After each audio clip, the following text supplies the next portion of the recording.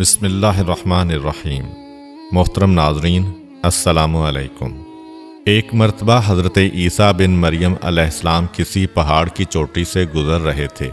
اس وقت ابلیس ان کے پاس آیا اور اس نے ان سے کہا، روح اللہ، یہ بتاؤ کیا تمہارا خدا اس بات پر قادر ہے کہ اگر تم اس چوٹی سے نیچے گرو تو وہ تمہیں بچا سکتا ہے؟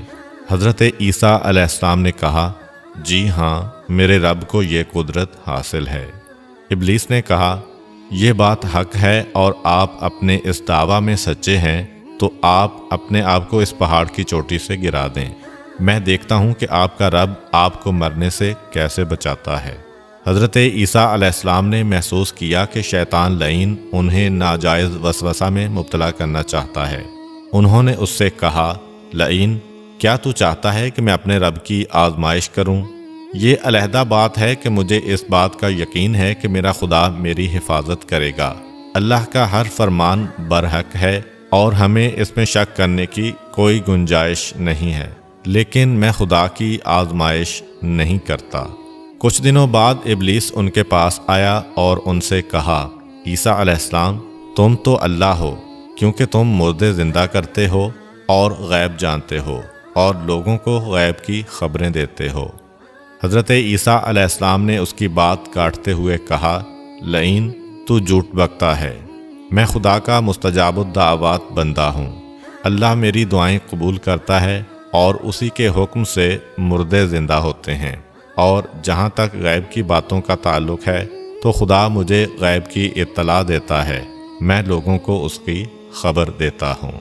جب ابلیس نے دیکھا کہ عیسیٰ علیہ السلام اس کے جال میں پھنسنے پر آمادہ نہیں ہیں تو اس نے چیخ ماری اور ان کے سامنے سے بھاگ کھڑا ہوا۔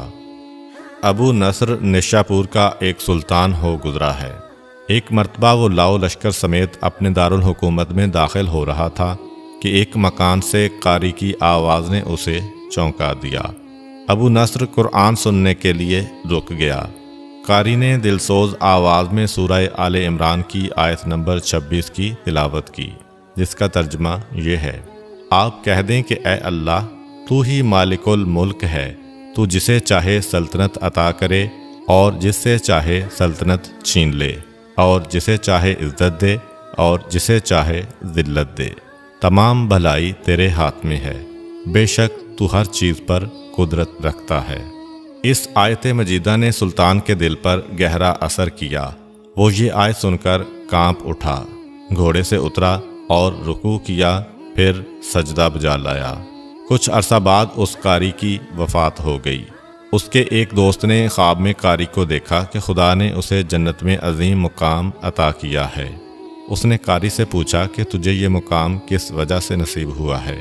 قاری نے جواب دیا، میں تو ایک بدکار اور گناہگار انسان تھا، میرے نامہ اعمال میں کوئی خاص نیکیاں نہیں تھیں، مگر اس کے باوجود خدا نے مجھ پر خصوصی کرم کیا اور مجھے یہ مقام عطا کیا، اور خدا نے مجھ سے فرمایا، تو نے دنیا میں ایک سلطان کو ہماری عظمت یاد دلائی تھی، اس کی وجہ سے ہم آج تجھ پر رحم کر رہے ہیں اور تجھے بلند مقام عطا کرتے ہیں۔ جی ہاں، اللہ تعالیٰ کا فرمان ہے، فاذکرونی اذکرکم، تم مجھے یاد کرو، میں تمہیں یاد کروں گا۔ پرانے زمانہ میں انطاکیہ ایک بہت بڑا شہر تھا۔ یہ شہر ایشیائے کوچک میں واقع تھا۔ اس شہر کی لمبائی 12 میل تھی اور اس میں انسانوں کی ایک بھاری تعداد قیام پذیر تھی۔ انطاکیہ شہر کے لوگ گمراہ اور ظالم تھے۔ وہ ستاروں اور بتوں کی پوجا کرتے تھے۔ اللہ تعالیٰ نے ان کی رشد و ہدایت کے لیے ان کے پاس 2 نبی بھیجے۔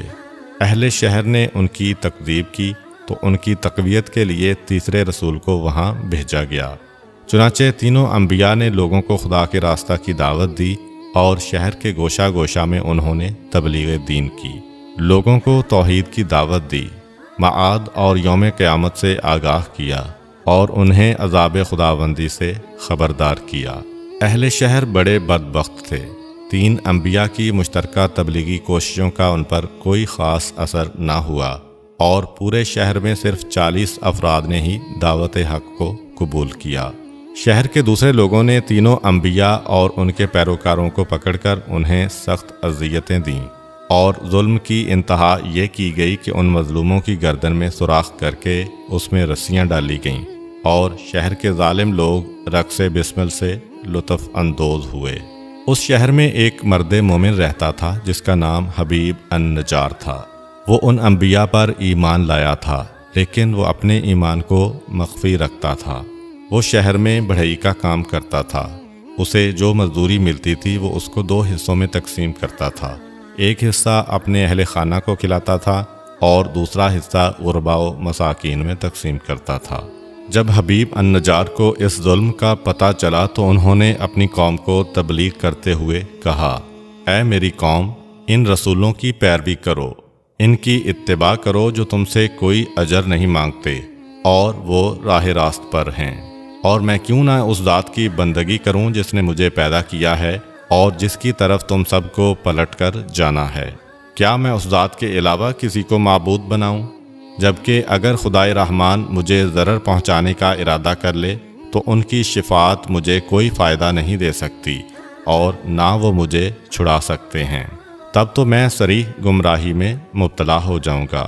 میں تو تمہارے پروردگار پر ایمان لے آیا ہوں، لہٰذا میری بات سن لو۔ کیا میں اسے چھوڑ کر دوسرے معبود بنا لوں؟ حالانکہ اگر خدائے رحمان مجھے کوئی نقصان پہنچانا چاہے تو نہ ان کی شفاعت میرے کسی کام آ سکتی ہے اور نہ وہ مجھے چھڑا ہی سکتے ہیں۔ اگر میں ایسا کروں تو میں واضح گمراہی میں مبتلا ہو جاؤں گا۔ میں تمہارے رب پر ایمان لے آیا، تم بھی میری بات مان لو۔ لیکن ظالم لوگوں نے ان کی بات پر کان نہ دھرے اور ان کی نصیحت سن کر خواب غفلت سے بیدار نہ ہوئے، بلکہ ظالم درندے یکدم اس پر ٹوٹ پڑے اور بیچارے کو اتنا مارا کہ اس کی آنتیں باہر نکل آئیں۔ پھر اس کا گلا دبا کر قتل کر دیا اور لاشا کو ایک کنویں میں ڈال کر اس میں مٹی ڈال دی گئی اور وہ کنواں اس کا مدفن بن گیا۔ بعض روایات کے مطابق ظالموں نے اسے پکڑ کر آری سے 2 حصوں میں تقسیم کیا تھا۔ ایک اور روایت میں مذکور ہے کہ لوگوں نے اس کی گردن میں سوراخ کیا اور اس میں رسی ڈالی اور پھر اسے صلیب پر چڑھا دیا، جہاں اس کی موت واقع ہوئی۔ حبیب النجار کو موت سے قبل انبیاء دکھائی دیے تو اس نے یہ آخری الفاظ کہے، میں تمہارے رب پر ایمان لایا ہوں، میرے گواہ رہنا۔ اس کے بعد اس کی روح قفس عنصری سے پرواز کر گئی۔ اللہ تعالیٰ نے اس کی قربانی کو قبول کیا اور اسے عظیم ثواب دیا۔